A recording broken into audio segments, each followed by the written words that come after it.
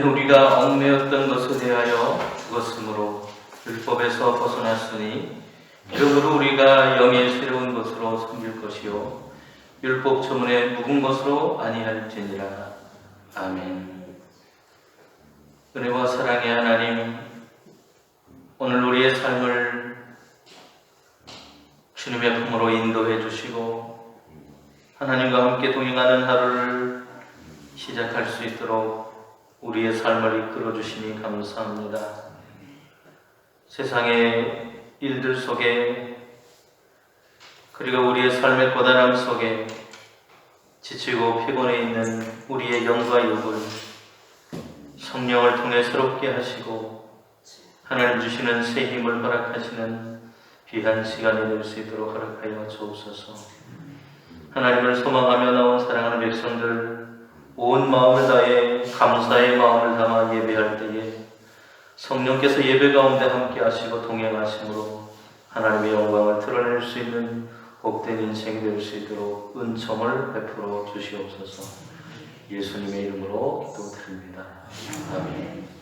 전능하사 천지를 만드신 하나님 아버지를 내가 믿사오며 그 외아들 우리 주 예수 그리스도를 믿사오니 이는 성령으로 잉태하사 풍정녀 마리아에게 나시고 본디오 빌라도에게 고난을 받으사 십자가에 못 박혀 죽으시고 장사한 지 사흘 만에 죽은 자 가운데서 다시 살아나시며 하늘에 오르사 전능하신 하나님 우편에 앉아 계시다가 저리로서 산자와 죽은 자를 심판하러 오시리라.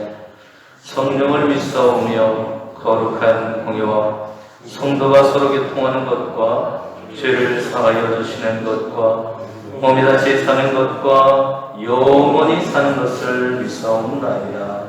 아멘.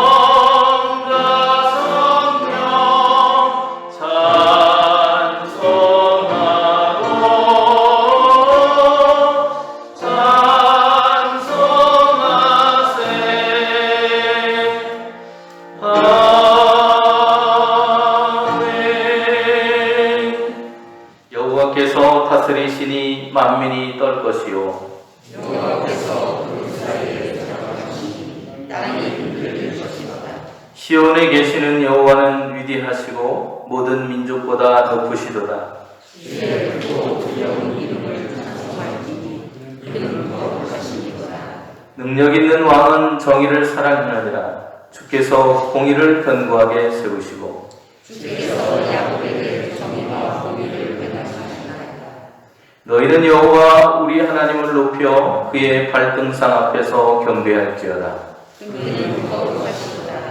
그의 제사장들 중에는 모세와 아론이 있고 그의 이름을 부르는 자들 중에는 사무엘이 있도다. 그들이 여호와께 간구하며 응답하시도다. 여호와께서 구름 기둥 가운데서 그들에게 말씀하시니 그들은 그가 그들에게 주신 영광을 주셨도다. 여호와 우리 하나님이여 주께서는 그들에게 응답하셨고 그들에게 하나님으로 받기는 하셨으나 그들에게 용서하는 하나님이시니라. 너희는 여호와 우리 하나님을 높이고 그 성산에서 예배할지어다. 여호와 우리 하나님은 거룩하시니로다. 아멘.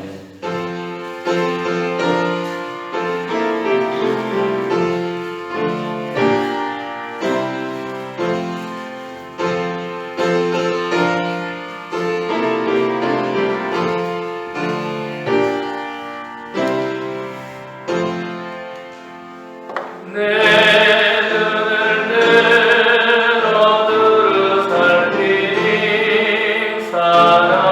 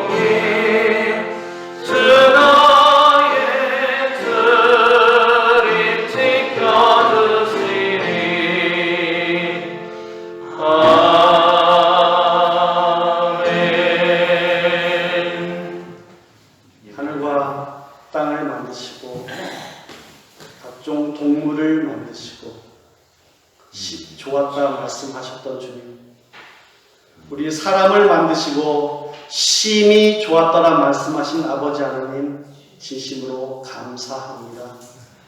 죽을 수밖에 없던 저희들 사랑하사 독사인자 예수 그리스도를 보내시어 우리의 사랑을 확증하여 주신 그 은혜, 그 사랑 진심으로 감사합니다.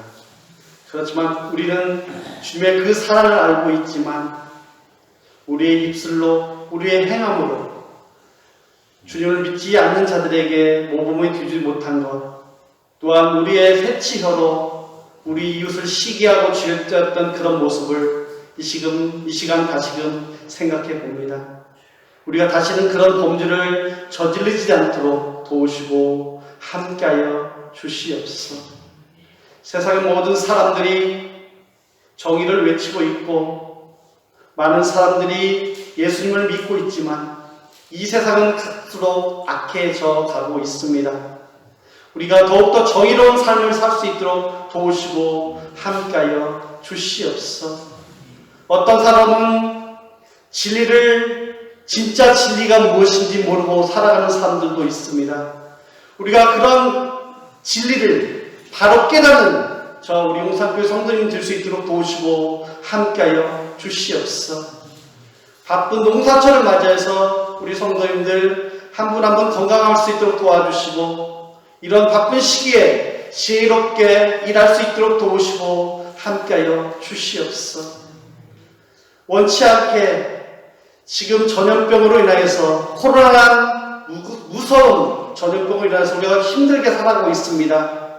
많은 시간 가운데 비록 좋아졌지만 아직도 힘들고 어렵습니다. 주님 도우시고 함께하여 주셔서 하루속히 방면될 수 있도록 도우시고 함께하여 주시며 아직도 수고하고 있는 많은 사람들을 위로하여 주시고 그들에게 복을 내려 주시기를 원합니다. 우리는 또한 더욱더 건강함으로 살아갈 수 있도록 도우시고 함께하여 주시옵소서. 또한 육적으로 건강이 아니라 정신적으로도 건강하여서 주님을 바로 바라볼 수 있는 저희와 우리 성도님과 저가 될 수 있도록 도우시고 함께하여 주시옵소서.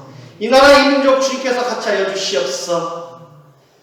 세계 유일의 분단 국가로 살아가고 있사오니 주님 하루속히 평화통일의 귀한 역사가 이루어질 수 있도록 도우시고 함께하여 주시옵소서. 북한의 동포들은 아직도 배가 굶어 가고 있는 상황이지만 그들을 이끌어가는 자는 아직도 무기를 연구하고 있고 무기를 시험하고 있사오니 하루속히 그들 마음속에 평화통일의 귀한 역사가 이루어질 수 있도록 도우시고 함께하여 주시옵소서. 그래서 같은 곳 같은 시간에 주님을 찬양하며 주님께 영광을 돌리는 그런 은혜의 평화통일이 될 수 있도록 도우시고 함께하여 주시옵소서. 우리의 대한민국 주님께서 더욱더 같이 하여 주시옵소서. 많은 유정자들이 이 나라를 이끌어가고 있지만 정말 하나님을 두려워하지 않고 국민을 두려워하지 않고 있습니다. 그래서 그들 마음속에 찾아가셔서 하나님을 두려워할 줄 알며 국민을 두려워할 줄 아는 유정자들이 될 수 있도록 그래서 이 나라가 정의가 강물처럼 흐르는 정의로운 대한민국이 될 수 있도록 도우시고 함께 하셔서 정말 이 나라가 하나님 보시기에 정말로 정의로운 그리고 귀한 나라가 될 수 있도록 도우시고 함께하여 주시옵소서. 우리 용산교회 115년 전에 세워주신 진심으로 감사합니다. 초대교회 모습으로 열심히 살았고 지금 이 시간에도 비록 노년에 있는 성도님 많이 계시지만 비록 빈자리가 많이 있지만 주님을 향한 그 닮아가는 마음 잊지 않고 살아가고 있사오니 주님 도우시고 함께하여 주시옵소서. 사랑으로 가득한 우리 용산교회 되게 도와주시고 사랑을 회복하는 우리 용산교회가 되어서 이 근들에 소문나며 주님께 찾아오는 많은 성도님들 될 수 있도록 도우시고 함께하여 주시옵소서. 당해롭다 어린아이에 이르기까지 한마음 한뜻이어서 주님께 더욱더 영광 돌리며 사랑이 넘치는 우리 용산교회가 되길 소원하며 더욱더 기도할 수 있도록 도우시고 함께하여 주시옵소서. 또한 마음은 오해도 육신이 연약하여서 참석지 못한 많은 성도님 계십니다. 주님 같이 하여 주시옵소서. 주님 외롭습니다. 찾아가 주시옵소서. 몸이 아픕니다. 주님 찾아가 주셔서 피 묻은 수 얼마나 주사 나음받는 귀한 역사가 이루어질 수 있도록 도우시고 함께하여 주시옵소서. 마음이 아픕니까? 주님 찾아가서 친구가 되어주시고 같이 위로해 주셔서 다음에는 상처 부분을 치료해 주셔서 다음에 같이 나와서 주님께 영광 드리는 그런 삶으로 살아갈 수 있도록 도우시고 함께하여 주시옵소서. 보이지 않게 봉사하는 손길들이 있습니다. 주님께서 도우시고 함께하여 주셔서 저희들은 잘 모르지만 주님께서 아시오매 나중에 천천국에 올라가서 착하고 충성되지마 잘했다 칭찬받는 우리 성도님 되게 도와주시고 이 세상에 살 때는 더욱더 복받고 은혜받는 우리 성도님 한 분 될 수 있도록 도우시고 함께하여 주시옵소서. 또한 이 시간 귀한 말씀으로 우리의 은혜 끼친 목사님께 함께하여 주셔서 그 말씀을 전하실 때에 우리가 더욱더 은혜받게 도와주시고 그 은혜를 통해서 주님께 더욱 영광되는 삶을 살 수 있도록 도우시고 함께하여 주시옵소서. 이 시간 신령한 시즌으로 예배드리고 합니다. 이 시간 주님께 더욱더 영광 돌리며 주님께 은혜를 구할 수 있도록 도우시고 함께 해주시며 이 시간에 이 귀한 예배 시간에 성령님이 임재하셔서 우리 영상교회가 성령 충만한 교회가 될 수 있도록 도우시고 함께하여 주시옵소서. 성령 충만함으로 이 예배를 드리기 원합니다. 이 예배를 통해서 더욱더 주님께 영광 돌리기 원하며 사랑 많으신 예수님의 이름으로 간절히 기도드립니다.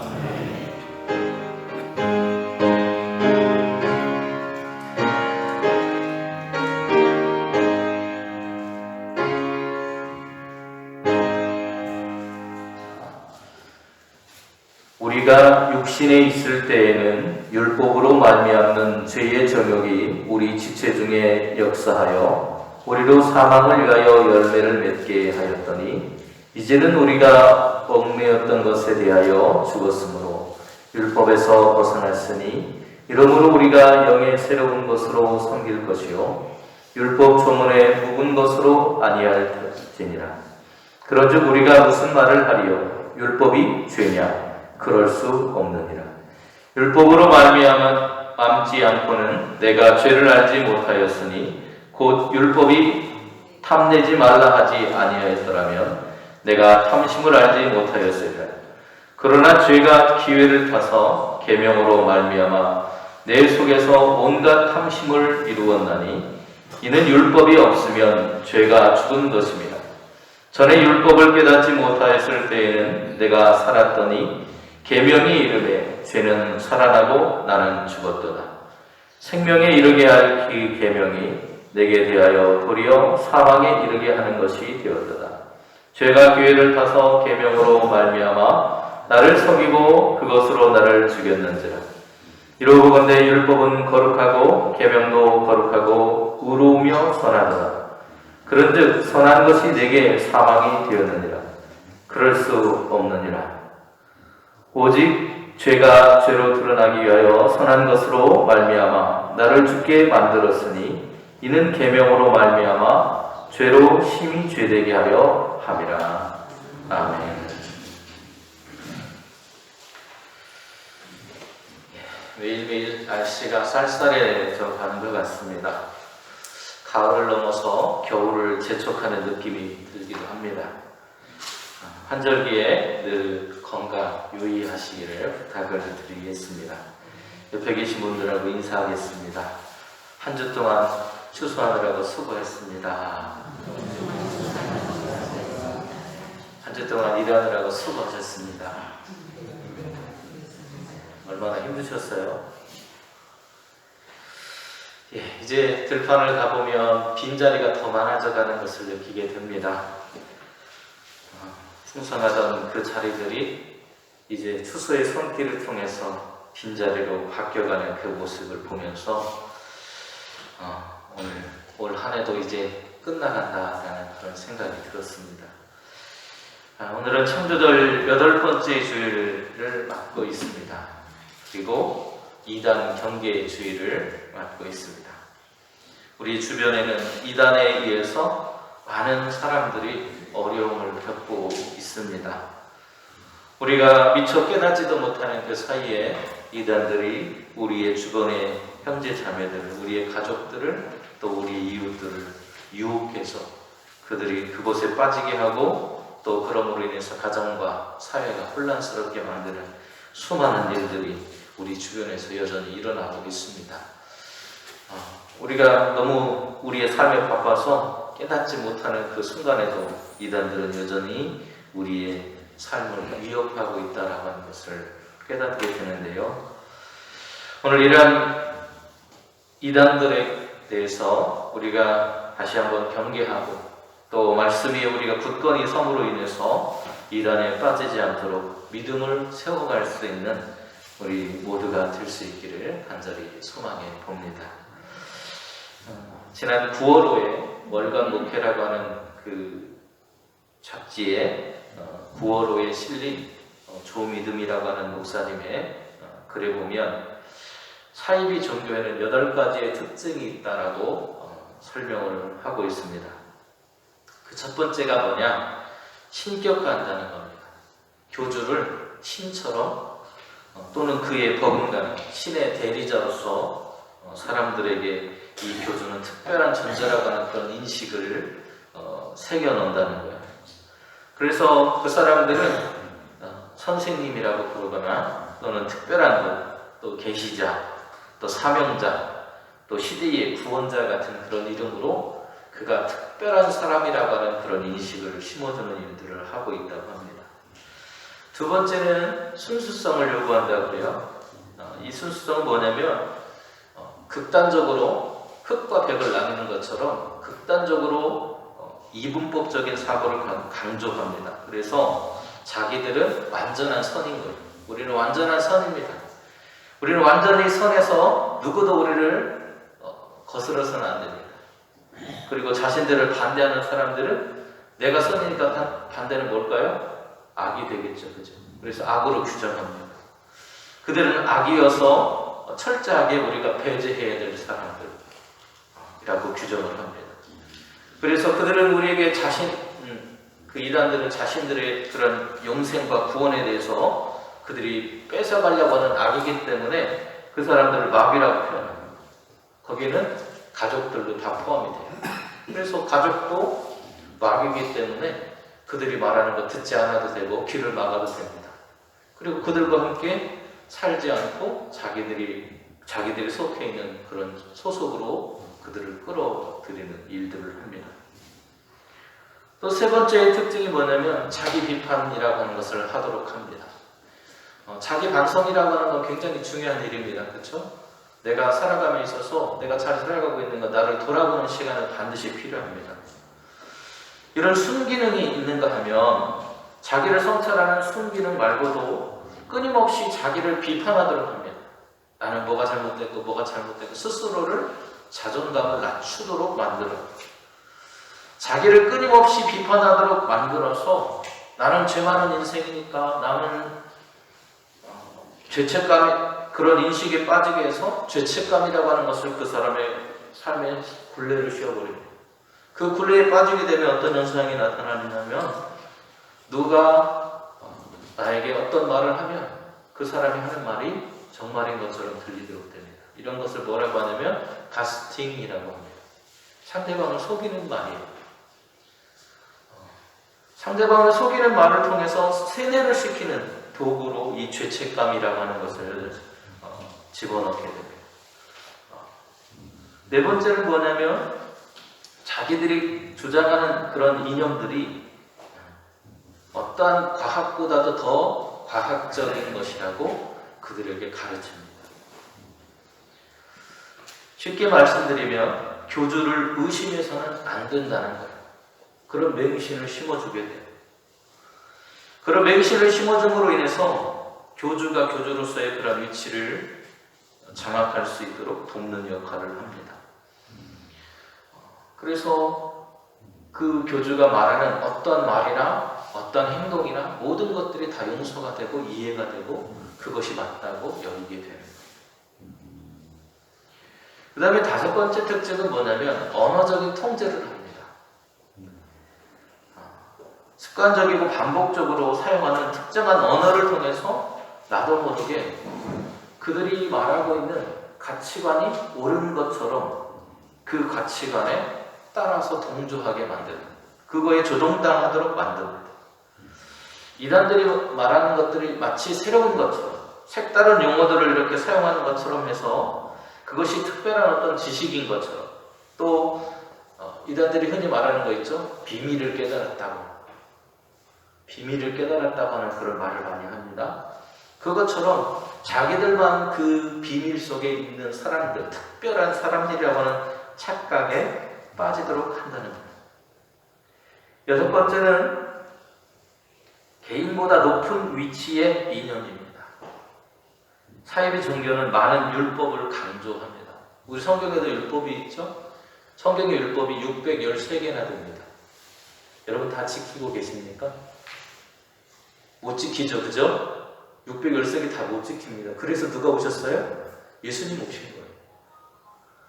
그 율법 조항에 빠져서 살지 않도록 하기 위해서 주님이 오셨는데 우리가 정말 그 율법에 의해서 하나님을 섬기고 하나님을 깨닫고 하나님의 말씀대로 살아가도록 사람들 간에 그런 법을 만들어 놓으셨는데 사람들은 그 법을 가지고 어떻게 해요?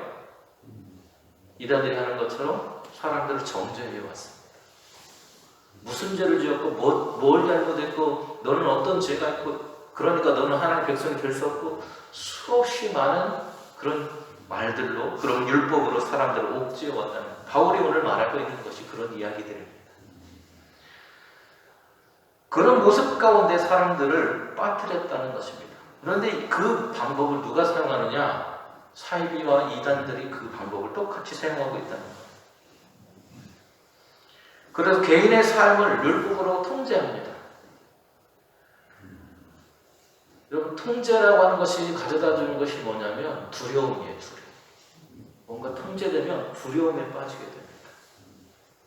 그래서 사람들에게 통제를 통해서 공포심을 조장해요. 그 공포심에 빠진 사람은 어떤 현상이 벌어지냐면 그 사람이 말하는 것에 100% 동조하도록 되어 있습니다. 이것을 요즘에 그런 상담학이나 사회학에서 그루밍이라고 이렇게 표현을 합니다. 그루밍이라고 하는 것이 바로 이런 현상들입니다. 두려워서 다른 행동이나 생각을 하지 못하고 그들이 말하는 것을 맹종하면서 살아가게 된다는 것. 일곱 번째는 생존 불허라고 하는 좀 유명한데요.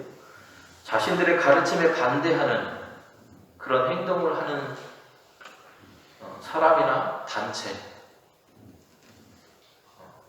자기들의 단체, 그 공동체, 이단들이, 사이비들이 자기들이 속해 있는 것이 존재가 존립이 위협되는 어떤 사람이나 단체가 나타나게 되면 이 사람들을 지목합니다.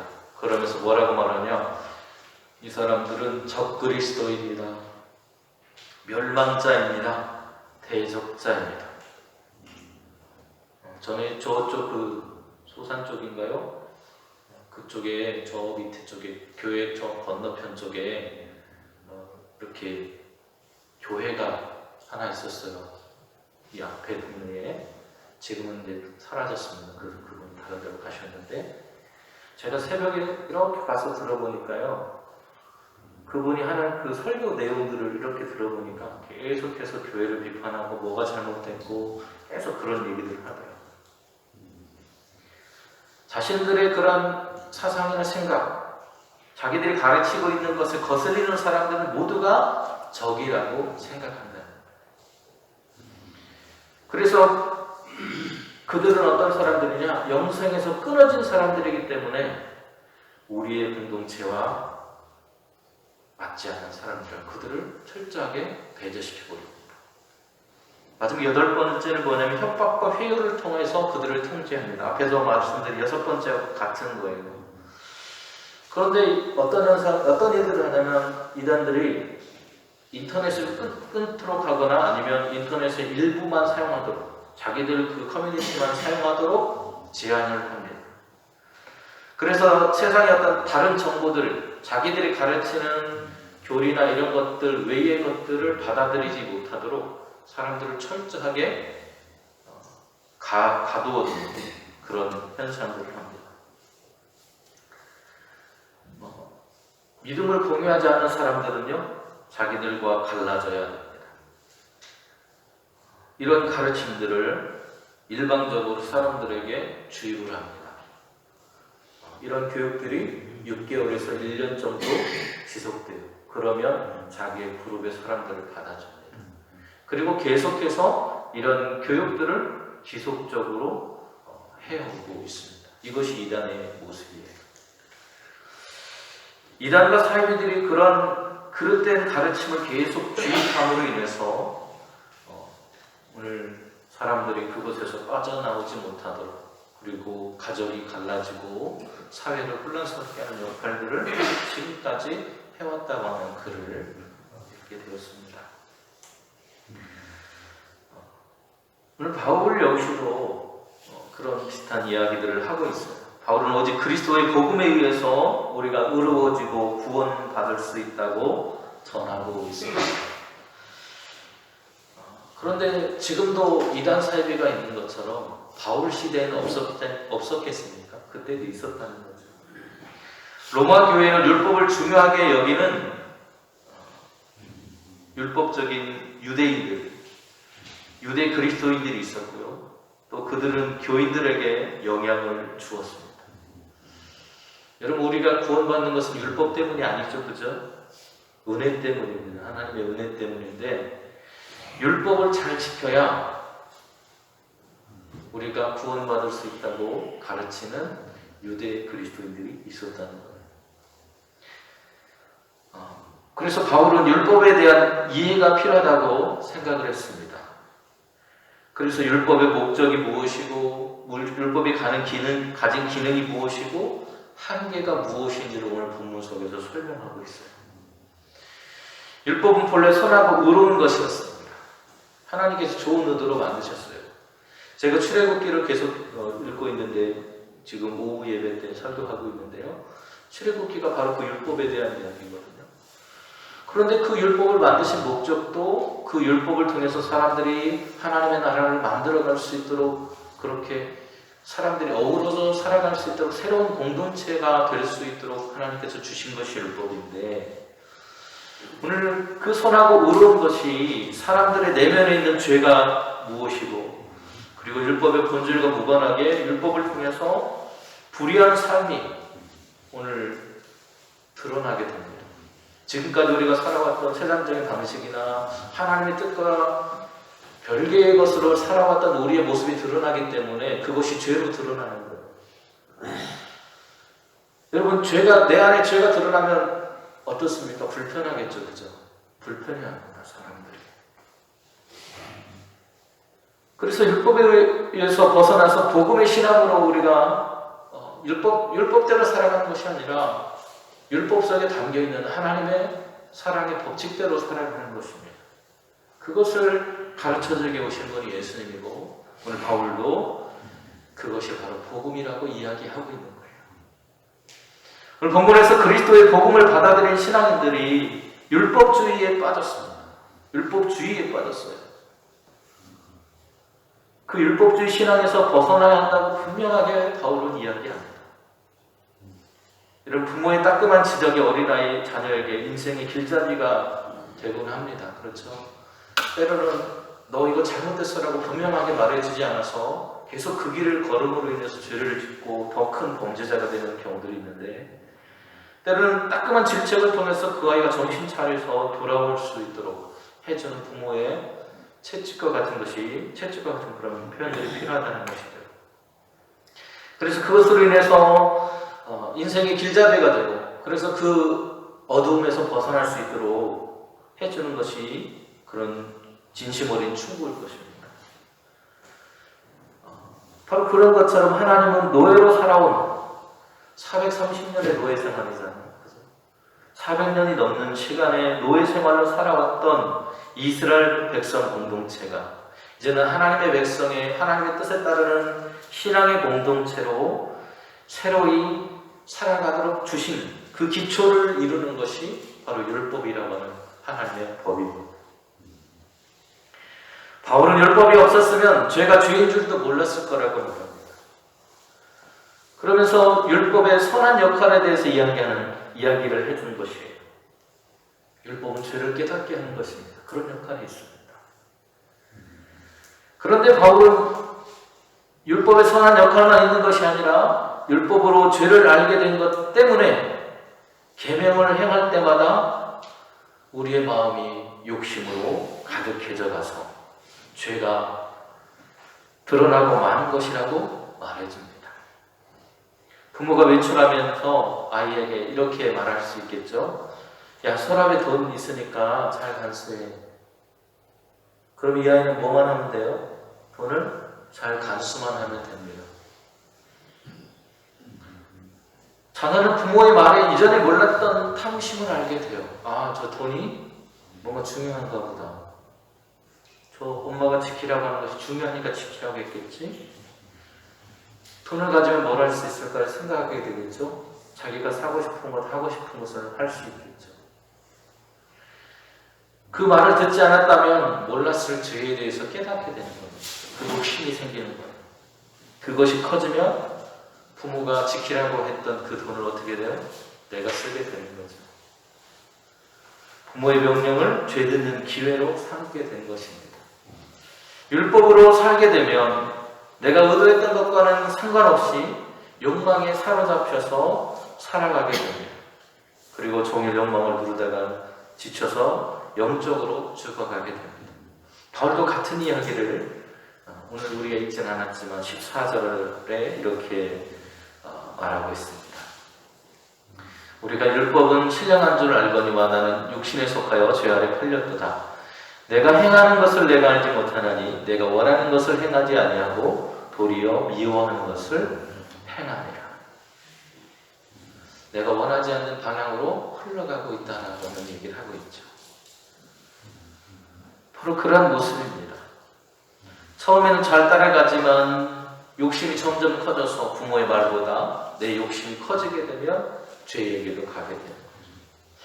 율법으로 살게 되면 내 의도와는 상관없이 욕망이 커지고 커져서 결국에는 그 욕망을 따라서 살다가 죽게 된다는 거예요. 그것이 율법과 계명이 가지고 있는 한계라는 것입니다. 그러면 어떻게 해야 되느냐? 우리는 율법을 따라가는 그런 사람들이 아니라 하나님의 영으로 새로워지는 사람이 되어야 된다는 거예요. 율법이 아니더라도 우리는 명령하고 받는 것에 너무나도 익숙해져 있습니다. 누가 시키면 잘해요. 근데 주도적으로 뭔가를 해보려고 하면 멍해집니다. 뭘 해야 될지, 어떻게 하는 것이 맞는 것인지 익숙하지 않은 거죠. 가정에서도 잔소리하고 잔소리를 듣습니다. 직장에서도 마찬가지고요. 명령하고 서로에게 명령받습니다. 또 책임감과 의무감처럼 환경에 따른 무언의 명령들도 있습니다. 명령은 옳고 그름과 상관없이 명령으로 살아가면 보람이 없고 행복할 수 없다는 것을 우리는 너무나도 잘 알고 있습니다. 이에 대해서 바울은 율법이 초등교사와 같이 차서 영적으로 미숙할 때에는 우리에게 반드시 필요한 것이라고 말합니다. 그렇죠? 우리는 어린아이들이 잘 모를 때, 못 모를 때 그 아이들이 바른 길을 갈 수 있도록 지도해 주는 것이 필요합니다. 사람이 의로워져서 율법에 이르는 길은 율법으로 사는 것으로는 불가능하다는 것이죠. 예수 그리스도의 복음으로 우리가 살아갈 때 가능합니다. 복음의 의미를 깨닫게 되면 우리는 성령의 이끄심을 따라서 살아가게 될 것입니다. 성령은 세상을 바르게 바라보는 우리의 인식을 새롭게 만들고 삶의 태도를 변화시켜 주시기 때문입니다. 오늘 본문 6절에 보면 이렇게 말하고 있습니다. 바울은 이제는 우리가 얽매였던 것에 대해서 죽었으므로 율법에서 벗어났으니 이러므로 우리가 영의 새로운 것으로 섬길 것이요 율법의 조문에 누운 것으로 아니한다고 말하고 있습니다. 지금까지는 명령과 의무감에 살아왔다면, 그것에 얽매여서 이끌려왔다면 이제는 하나님의 성령에 이끌려서 살아가는 삶을 통해서 기쁘고 즐거운 삶의 변화를 경험한다는 거죠. 생명력 넘치는 인생을 살아가게 된다고 말합니다. 누군가 하라고 해서 하는 게 아니고 주님이 주신 그 기쁨을 통해서 주님이 보여주시는 그 길을 따라서 걸어가는 것입니다. 그래서 복음을 우리는 기쁜 소식이라고 말하는 것입니다. 그러나 신앙생활을 하면서 기쁨을 느끼지 못하고 의무감만 가득하다면 십자가의 의미를 우리는 묵상할 필요가 있을 것입니다. 우리가 명령과 책임을 다하며 성실하게 살았다고 해도 십자가 앞에서는 우리는 여전히 불의한 존재에 불과합니다. 십자가로 새로워진 시선으로 인해서 우리의 삶과 가정을 돌아보고 우리의 삶을 살펴볼 때 때로는 섭섭했던 그러한 일들이 미안한 것으로 바뀔 수도 있고 고마움으로 바뀔 수도 있습니다. 뒤돌아보면 우리가 살아온 모든 순간들, 그 모든 과정 속에 하나님의 은혜가 아니었던 적이 없었던 것을 우리는 깨닫게 되는 것입니다. 복음 안에서 성령을 새로운 것으로 기쁘게 사는 것이 오늘 하나님을 진정으로 기쁘게 해드리는 일이라는 것을 우리는 기억해야 합니다. 교회가 새로워질 수 있는 것은 영으로 새로워질 때 가능합니다. 하나님을 하나님으로 인정하고 그분을 우리의 삶의 주인으로 모셔서 그분의 뜻을 따라서 살아가야 합니다. 그리고 하나님의 주권과 통치를 인정해야 합니다. 우리가 완벽한 존재가 아니라 하나님과 함께해야 되고 하나님의 말씀을 따라서 살아가야 돼. 우리는 죄인이었던 사람들이었다는 사실을 기억하고 그 죄인이었던 우리를 하나님께서 은혜로 새로운 삶을 살아갈 수 있는 새로운 존재가 될 수 있도록 해주셨다는 사실도 기억해야 합니다. 하나님의 의로우심, 하나님의 왕되심을 인정하고 더욱더 겸손한 모습으로 우리의 마음을 새롭게 할 때 우리가 평안을 받아서 새 사람, 거듭난 인생으로 살아갈 수 있게 될 것입니다. 여러분 지금까지 잘 섬겨 오셨습니다. 지금까지 잘 섬겨 오신 것처럼 주님을 섬겨 가시기를 소망합니다. 그러나 누군가보다 내가 낫기 때문에 나를 사용하는 것이 아니라 하나님께서 은혜로 나를 사용해 주신다는 사실을 기억해야 할 것입니다. 주신 은혜를 감사하고 성령으로 새로워져서 기쁜 마음으로 봉사할 때 오늘 저와 여러분의 봉사, 그 헌신이 하나님 앞에 영광으로 드러나게 될 것입니다. 성령의 인도함을 받는 인생들은 하나님의 몸인 교회를 자랑합니다. 자신이 하나님이라거나 자신이 하나님의 대리자라거나 하는 것들을 자랑하는 것이 아닙니다. 그저 내가 나되는 것, 내가 주님 앞에 설 수 있는 것, 내가 지금 살아가고 있는 모든 순간들이 하나님의 은혜였고 또 그것을 주신 분이 하나님이셨음을 기억하는 삶으로 살아갈 수 있기를 바랍니다. 지금도 수많은 사람들이 이단에 빠져서 어려움과 괴로움 속에 살아가고 있습니다. 우리는 그들을 어쩌면 지금까지 외면하며 살아왔는지도 모르겠습니다. 그들이 이단이라고 우리와 다른 사람들이라고 외면했을지도 모릅니다. 그러나 오늘 우리는 더욱더 큰 마음으로 나아가야 합니다. 그들이 정말 이단에서 복음으로 돌아올 수 있도록 그리고 그들을 보듬어 안고 그들이 회복되기를 위해서 기도할 수 있는 교회가 될 수 있기를 바랍니다. 정죄하는 교회가 아니라 그들의 아픔을 끌어안고 그들의 아픔을 함께 공유해 줄 수 있는 교회로 변화될 수 있는 우리 용산교회가 될 수 있기를 주님의 이름으로 축원드립니다. 은혜로우신 주님, 누군가를 정죄하고 평가하고 그들을 질책하는 일들은 너무나도 쉽습니다. 그러나 그들의 아픔을 함께하고 보듬어주고 그들이 돌아올 수 있도록 돕는 일들을 하는 일은 너무나도 중요한 일입니다. 지금까지 그 일들을 망각해왔던 교회가 아픔을 겪고 있는 이들의 아픔을 함께 공유하고 그들을 위해서 기도하고 그들이 새로운 삶을 살아갈 수 있도록 도울 수 있는 일을 위해 힘쓰는 아름다운 교회가 될 수 있도록 함께 해주시고 수많은 영혼들이 이단에 빠져 허덕이는 이 순간 주님 그들이 주님의 품으로 돌아올 수 있도록 은혜를 베풀어 주시옵소서. 예수님의 이름으로 기도드립니다. 아멘.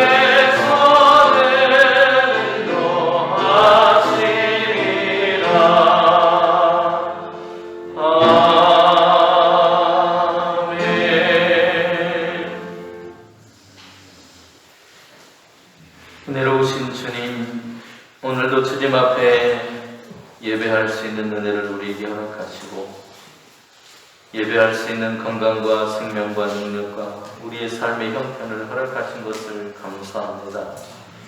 하나님, 이 시간 우리의 그 감사한 마음을 담아서 하나님께서 주신 물질의 일부를 들어 감사의 예물로 드립니다. 하나님께서 우리의 삶의 참 주인이시요 우리의 모든 것의 주인이심을 고백하며 주신 물질의 10분의 1을 들어서 11조 예물을 드린 성길들이 있습니다. 주님 기억하여 주시고 주님이 그 삶과 가정의 주인이 되어주셔서 부족함 없이 하나님을 섬기며 이웃과 함께 더불어 기쁨을 나누며 살아가는 아름다운 가정들이 될 수 있도록 하나님 은혜의 손길을 펼쳐 주시옵소서. 또한 주님 멀쩡한 검은 하나님 앞에 영광 돌린 손길이 있습니다. 주님 기억하여 주시고 늘 함께 하시는 하나님의 은혜와 사랑, 건강과 평강과 그 가정의 삶을 채워주셔서 주님 인생의 고단함 속에서도 주님과 함께 아름다운 삶을 살아갈 수 있도록 은혜의 길을 열어주시옵소서.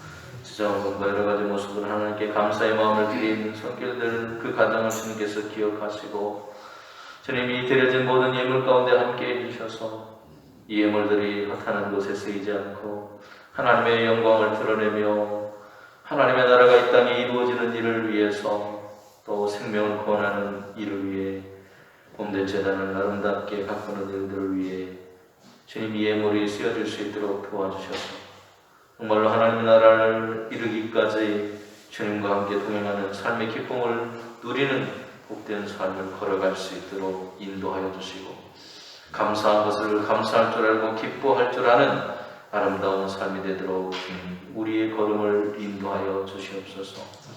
하지만 주님 삶의 고단함 때문에 예물을 드리지 못한 손길이 있다면 기억하여 주시고 그 가정과 삶을 주님께서 복을 주셔서 하나님께 드릴 수 있는 기쁨을 누릴 수 있도록 그 형편과 처지를 주님께서 변화시켜 주시옵소서.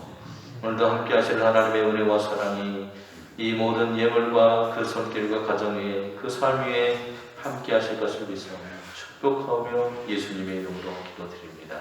아멘.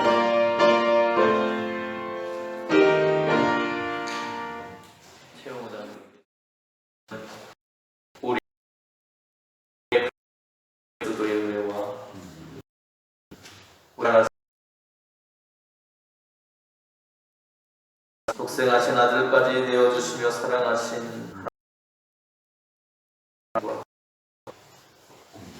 물론 영원 진리를 따라 살아가는 것이 영원하신 하시는 귀하신 교통하신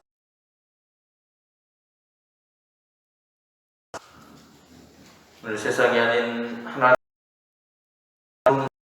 나아가기로 다짐하고 결단한 우리 용사께 모든